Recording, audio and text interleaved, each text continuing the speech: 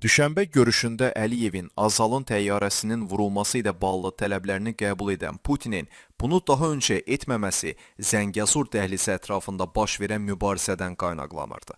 Mübarizə Rusiyanın əleyhinə yekunlaşdı. Hərçənd Moskva hələ də iki manevr imkanının qaldığını düşünür. Birincisi, az ehtimal olsa da Trump marşrutu layihəsinin praktiki müstəvidə icrasına qədər vəziyyəti dəyişmək ümididir. Ermənistan seçkilərində fors-major situasiyanın yarana biləcəyi, yaxud geosiyasi müstəvidə şərtlərin qəfil dəyişməsi imkanlarını dəyərləndirir və buna görə təzyiq xəttini yaxşı polis rolu ilə əvəzləyir. Bu irreal situasiya gerçək olarsa belə, Bakı üçün Naxçıvana maneəsiz keçid imkanı dəyişməyəcək.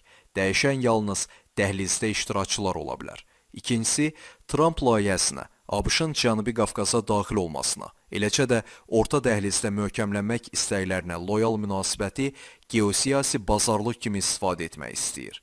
Bu manevrlərin dəyərləndirilməsi fonunda Azərbaycanla münasibətlər Rusiya üçün məğlub olduğu prosesdən daha az zərərlə çıxmaq üçün əhəmiyyətlidir. Moskva Bakı ilə münasibətlərin bərpası üzərindən regionda güc balansının kəskin dəyişməsinə imkan verməmək və Şimal-Cənub nəqliyyat layihəsinin inkişafı ilə kommunikasiyaların açılışından kənarda qalmamağa çalışır. Rusiyanı Azərbaycanın tələblərini indi qəbul etməyə vadar edən bu səbəblərlə yanaşı, rəsmi Bakının geri çəkilməməsi Prezident İlham Əliyevin prinsipiallığı həlledici rol oynadı.